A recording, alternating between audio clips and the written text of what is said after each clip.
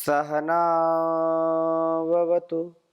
सहनौ भुनक्तु सह वीर्यं करवावहै तेजस्विनावधीतमस्तु मा विद्विषावहै। ओम शांति शांति शांति।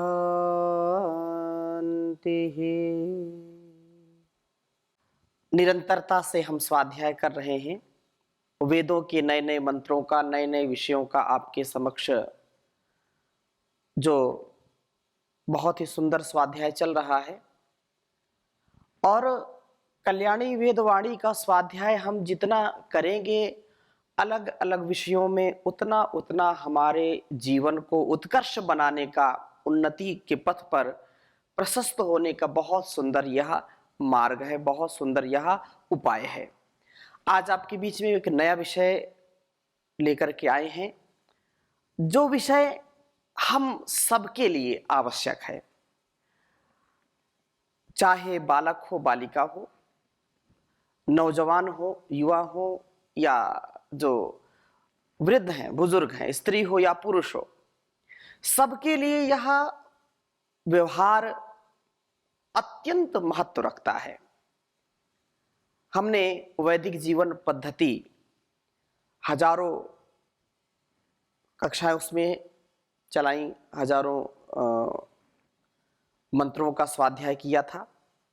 फिर मन का स्वरूप क्या है वेदों में, मन के स्वरूप के विषय में भी अनेक मंत्रों का स्वाध्याय किया। आज से हम आरंभ कर रहे हैं वेदोक्त वाणी व्यवहार। हाँ जी, वेदोक्त वाणी व्यवहार अर्थात कल्याणी वेदवाणी ने, उस परमपिता परमेश्वर ने हम सबके वाक व्यवहार अच्छे हों, सधे हों, ज्ञान से परिपूर्ण हमारी वाणी हो, निश्चल निष्कपट निरहंकार वाणी हो, दूसरों को सदा उत्साह देने वाली वाणी हो। ऐसी वाणी हम बोलें जिससे हमारा स्वयं का जीवन और जिससे हम बोलें उसका भी जीवन सार्थक हो, उत्साह से, उमंग से, उल्लास से परिपूर्ण हो। क्योंकि यदि वाणी का प्रयोग हम ठीक नहीं करते हैं, यदि हमारी वाणी ठीक नहीं है, तो हम अपनों को भी कष्ट देते हैं और स्वयं कष्ट में रहते हैं। वाणी के विषय में हमारे वैदिक साहित्य में, लौकिक साहित्य में बहुत प्रचुर मात्रा में लिखा गया है, समझाया गया है कि वाणी का प्रयोग हम बहुत सोच समझ के करें। वाणी का प्रयोग, क्योंकि मन से, वाणी से और शरीर से कर्म करने के 3 साधन परमपिता परमेश्वर ने बनाए हैं। इन 3 साधनों को हम उत्तम बना लें तो जीवन हमारा अत्यंत महनीय हो जाएगा, वंदनीय हो जाएगा। और यदि हम इस पर ध्यान नहीं देते, चर्चा नहीं होती, इस पर सजगता नहीं होती, सावधानी नहीं होती, तो एक शब्द, एक ये वाणी जो व्यवहार है हमारा, ये संबंधों में, हृदयों में दरार डाल देता है और घरों में दीवार खड़ी कर देता है। इसलिए मन का जो अगला सोपान है वाणी, अर्थात मन में जो चीज आई फिर वाणी में आती है। तो मन के विषय में तो हमने बहुत पढ़ा है। आज से एक नया स्वाध्याय का क्रम रखा है, वेदोक्त वाणी व्यवहार। ये वेदोक्त वाणी व्यवहार हम समझ करके, जान करके निसंदेह इस पर नियंत्रण करेंगे।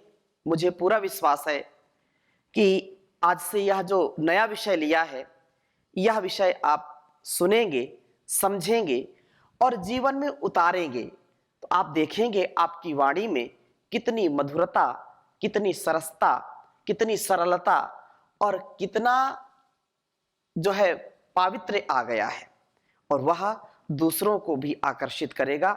निसंदेह बहुत ही सुंदर और पवित्र हमारा जीवन हो इस आशय से, क्योंकि सभी हमारे ऋषियों ने, सभी महापुरुषों ने वेद वाणी का अत्यंत महत्व बताया है। और जो हम बोलते हैं ये भी क्योंकि उस परम पिता परमेश्वर के हम सच्चे प्रतिरूप बन जाएं, हम उनका जो आदेश उपदेश संदेश है उसको अपने जीवन में अपनाएं, अपने जीवन में उतारें, जिससे हम भव पार उतर जाएं, भव पार हो जाएं, तर जाएं। यहाँ इस भवसागर में अनेक तूफान हैं, अनेक झंझावात हैं, तो इससे बचना बड़ा कठिन है। तो हम कम से कम अपनी वाणी का, व्यवहार का जो है, लोग कहते हैं कि अपने भी हो जाते हैं गैर, अपने भी हो जाते हैं गैर, तल्ख है जिनकी जुबा। गैर भी हो जाते हैं अपने, सीरी है जिनकी जुबा। बात की करामात है, बात ही हाथी पाइए, बात ही हाथी पाओ। कहा कि बात से व्यक्ति जो है बड़े बड़े पुरस्कार, बड़े बड़े उपहार प्राप्त कर लेता है, और बात यदि ठीक नहीं है तो उसको मृत्यु दंड भी मिल जाती है। पहले के राजा महाराजा अगर आपकी बात से प्रसन्न हो गए तो वो हाथी घोड़े धन धान्य से परिपूर्ण कर देते थे, दान उसको दे देते थे। लेकिन अगर वाणी का व्यवहार उनके अनुकूल नहीं है, अगर वो वाणी व्यवहार से रुष्ट हो गए, क्रोधित हो गए, तो जिस हाथी को दान में देने वाले थे उसी हाथी के पैर के नीचे उसको कुचला देते थे, मृत्यु दंड दे देते थे। क्यों? क्योंकि वाणी ये हमारी जो है पता नहीं क्या करे, ये पूरी दुनिया में आग लगा सकती है, पूरी दुनिया में जलजला ला सकती है। ये वाणी इतने प्रभावशाली होती है। तो वाणी का प्रयोग हम कभी भी उसका दुरुपयोग ना करें, वाणी की तेजस्विता को हम सदा धारण करें, क्योंकि वाणी के विषय में अभी बहुत कुछ हम सुनेंगे, समझेंगे, जानेंगे। आज से हम आरंभ कर रहे हैं। और चारों वेदों का ये भी बहुत बड़ा सौभाग्य है कि परम पूज्य योग ऋषि श्री स्वामी जी महाराज, आयुर्वेद शिरोमणि आचार्य श्री जी महाराज के पावन मार्गदर्शन में वैदिक चैनल के माध्यम से आप नित्य प्रति वेद वाणी को सुन रहे हैं, वेदों के ज्ञान को सुन रहे हैं। इससे बड़ा सौभाग्य क्या चाहिए? क्योंकि बिना वेद ज्ञान के हमारे जीवन की समस्याओं का समाधान नहीं हो सकता। और बहुत ही सरलता के साथ जितना, क्योंकि ये तो जितना आप इसको समझेंगे, जानेंगे उतना कम है, जितनी इसकी व्याख्या करें उतना कम है। तथापि जितना मेरे से हो सकता है आप उसको सुनते हैं, समझते हैं। इससे जीवन पवित्र होता है, घर परिवार पवित्र होता है, और जीने का एक आलंबन मिलता है। उस प्रभु के द्वारा दिया गया जो ज्ञान है वो हमारे जीवन का संबल बनता है। हम निरंतरता से इसको पढ़ेंगे तो बहुत सारी चर्चा आपके समक्ष मैं करूंगा। आइए आज से आरंभ करते हैं वेदोक्त वाणी व्यवहार। तो चारों वेदों का स्वाध्याय हम करेंगे, जहां जहां जिन जिन मंत्रों में, जिन जिन सूक्तों में वाणी के विषय में, वाणी व्यवहार के विषय में, वाक व्यवहार के विषय में जो भी चर्चा होगी आपके समक्ष प्रस्तुत करूंगा। ये मेरा भी परम सौभाग्य है कि परम पूज्य गुरुदेव के मार्गदर्शन में यह वेदों का स्वाध्याय और उसको आप तक पहुंचाने का माध्यम बन रहा हूं, ये मेरा परम सौभाग्य है।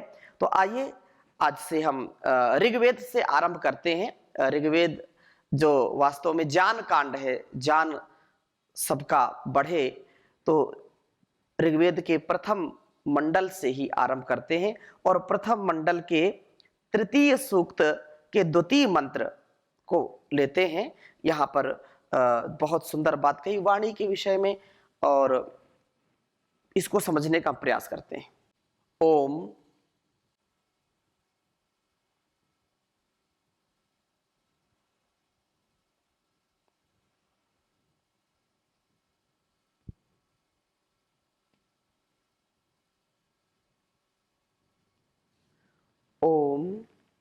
अश्विना पुरुदंससा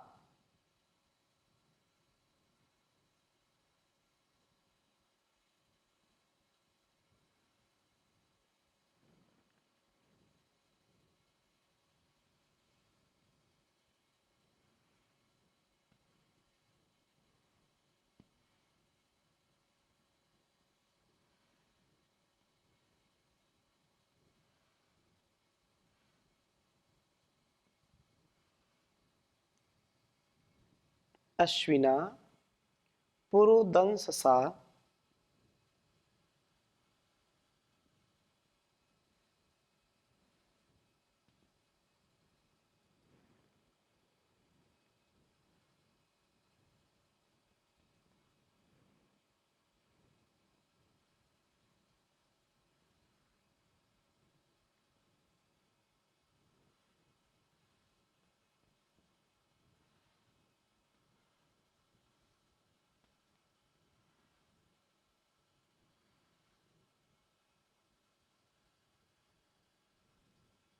पुरुदंससा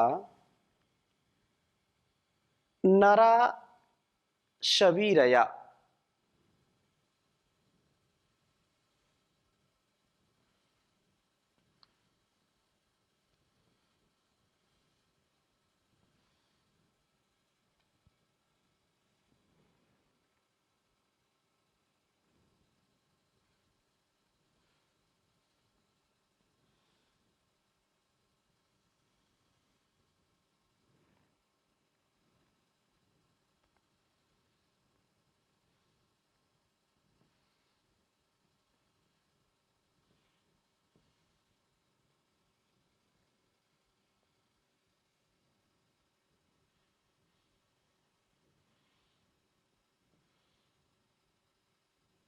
शबीरया धिया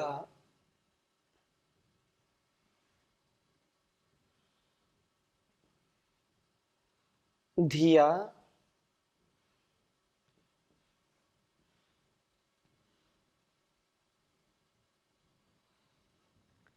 शबीरया धिया अधिष्णया वनतं गिरः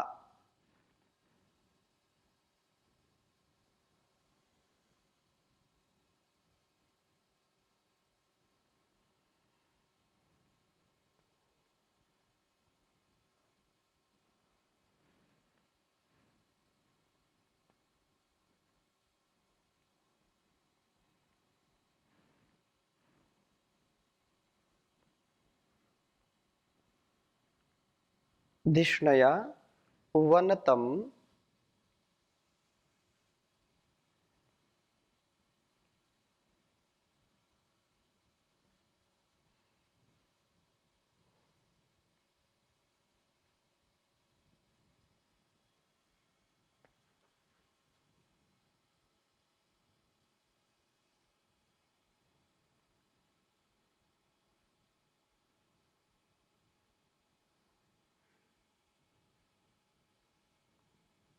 वनतं गिरः।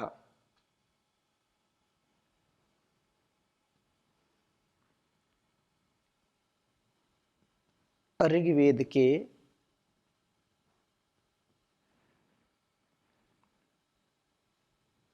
प्रथम मंडल के तृतीय सूक्त का यह दूसरा मंत्र है। ओम अश्विना पुरुदंससा नरा शबीरया धिया धिष्णया वनतं गिरः। ओम अश्विना पुरुदंससा नरा शबीरया धिया धिष्णया वनतं गिरः। बहुत ही सुंदर बात कही है इस वेद मंत्र में।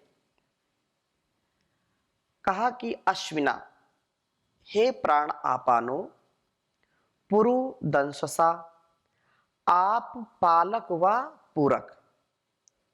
प्रिय पालन पूर्णयोः धातु से आप जो है पालक व पूरक हैं, कर्मों के करने वाले हो, गत मंत्र जो इसके पहले आया था उसमें हमारे प्राण आपान सात्विक अन्नों का सेवन करें ताकि हम क्रियाशील बने, शुभ कर्म करें और बहुतों का पालन करने वाले कार्यों को ही करें, ऐसी शिक्षा दी गई थी। इस मंत्र में उसी के अनुसार ये बात कही है कि हमारे प्राण आपान क्रियाशील हैं, ये क्रियाएं बहुतों का पालन व पूर्ण करने वाली हों। इस प्रकार से जो पालनात्मक व पूर्णात्मक कर्मों में लगे हुए ये प्राण आपान नरा हमें आगे और आगे ले चलने वाले हों, हमारी उन्नति का कारण बने। ये प्राणापान धिष्णया बुद्धिमंतौ अर्थात उत्तम बुद्धि वाले हों और इन प्राण आपान की साधना से हम सोम की रक्षा करें, सोम की रक्षा हो करके हमारी बुद्धि तीव्र बनती जाए और इस प्रकार से तीव्र बुद्धि वाले शवीरया गति युक्त्या अर्थात अप्रतिहत प्रसरया जो किसी भी प्रकार के ग्रहण से कुंठित ना हो, ऐसी बुद्धि से जो है इन गिरहा जो गिरहा है तो वो वाणी का नाम है। ये जो हमारी वाक शक्ति है, जो गिरा है, गिरा, तो ये गिरा जो वाणी है, इस वाणी को हम कभी भी दूषित ना करें। हम कितने भी संसार में उथल पुथल हो जाए, कितनी भी समस्या आ जाए, कितना भी बड़ा संकट आ जाए, हम अपनी वाणी से, अपनी बुद्धि से धिष्णया वनतम गिरहा, गिरा वाणी को बोलते हैं और ये कहा है कि किसी भी विषय के ग्रहण से कुंठित नहीं होती है बुद्धि से, और इन ज्ञान की वाणियों को वनतम सेवन करो। अर्थात हम प्राण साधना से तीव्र बुद्धि वाले बने और उस बुद्धि से ज्ञान की वाणियों का उपासन करें। हम कभी भी बुद्धि को व्यर्थ विचारों में प्रयुक्त करने वाले ना हो। हमारी जो वाणी है वो सदा ज्ञान की वाणियों का सेवन करने वाले हम इसको बनाएं। अर्थात हमारी वाणी सदा जब मुखरित हो, जब उच्चरित हो, तो हमारा ज्ञान उसमें परिलक्षित होना चाहिए। हमारे ज्ञान का, हमारे स्वभाव की गंभीरता का, हमारी धीरता, वीरता, गंभीरता का उसमें दिग्दर्शन लोग करें, उसको जानने का, समझने का प्रयत्न करें। क्योंकि यदि वाणी चंचलता में बोली जाती है, वाणी अहंकार में बोली जाती है, यदि वाणी मिथ्या बोली जाती है, तो वाणी का जो है सामर्थ्य घट जाता है, वह वाणी प्रभावशाली नहीं होती है। इसलिए कितनी भी विषम परिस्थिति हो, हम जब भी बोलें तो ज्ञान से युक्त वाणी बोलें और ये हमारी बुद्धि भी ज्ञान में सदा निरत रहे, ज्ञान से युक्त सदा रहे। कभी अज्ञान, अविवेक या अविद्या से युक्त वाणी का हम सेवन ना करें। हम ऐसे जो है विद्या, ऐसे ज्ञान का सेवन करें जो हमारी वाणी को भी पवित्र कर दे, हमारे जीवन को पवित्र कर दे। और सबसे सुंदर, सबसे अच्छा आभूषण वाणी का ही माना जाता है। इस गिरा से, इस वाणी से हम बहुत ही यशस्वी जीवन जिए, ऐसा हमारा सदा ही उत्साह होना चाहिए और कभी भी इससे भिन्न आचरण करने वाले न बने। कभी हमारा जो व्यवहार है वो कभी दूषित ना हो, क्योंकि यदि हम वाणी को दूषित करते हैं तो ये समझिए कि हमारे संबंधों में भी खटास आती है और हमारा व्यक्तित्व भी जो है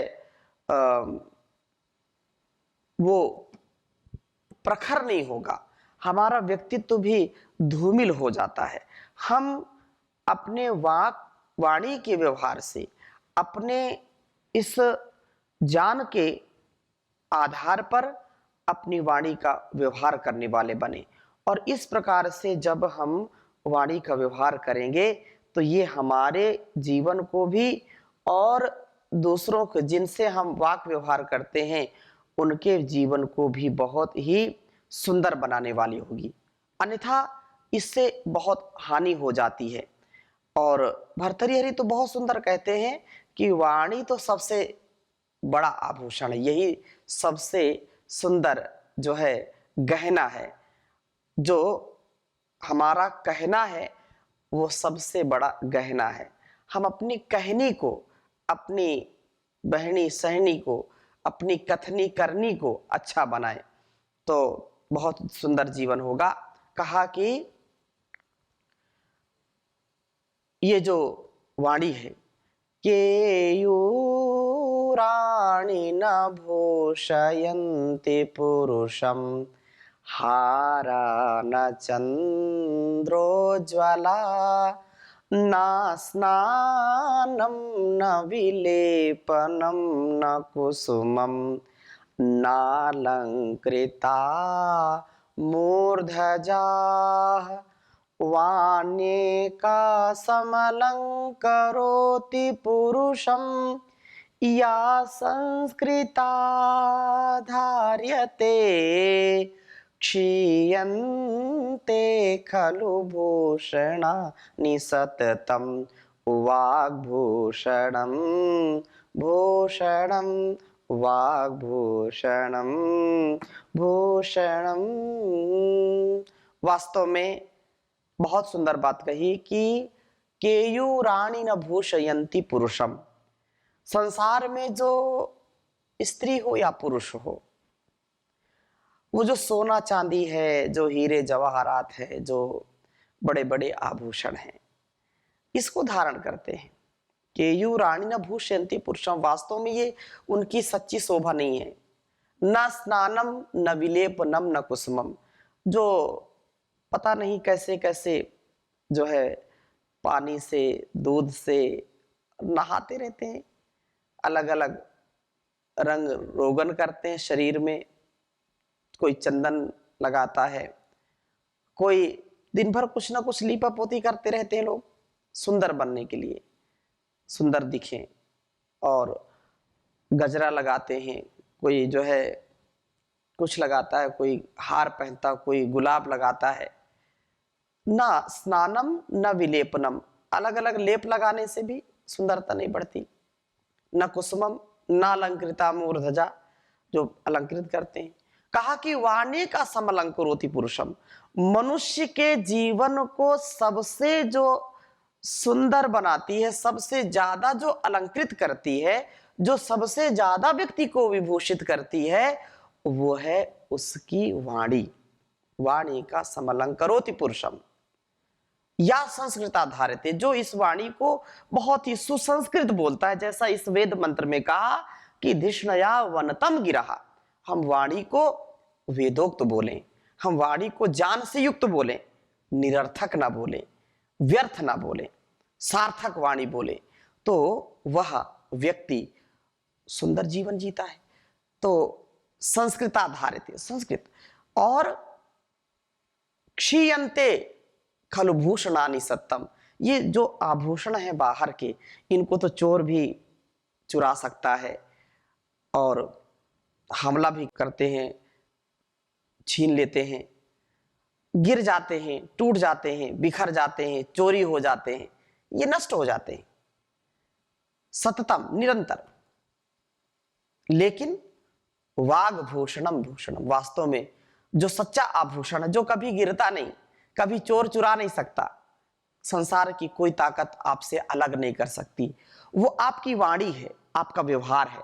आपकी वाणी व्यवहार में पवित्रता हो और वह बहुत ही सुंदर हो, तो जीवन बहुत ही सुंदर बनेगा।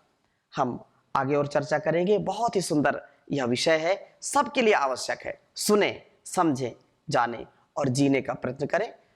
ओम शांति शांति शांति।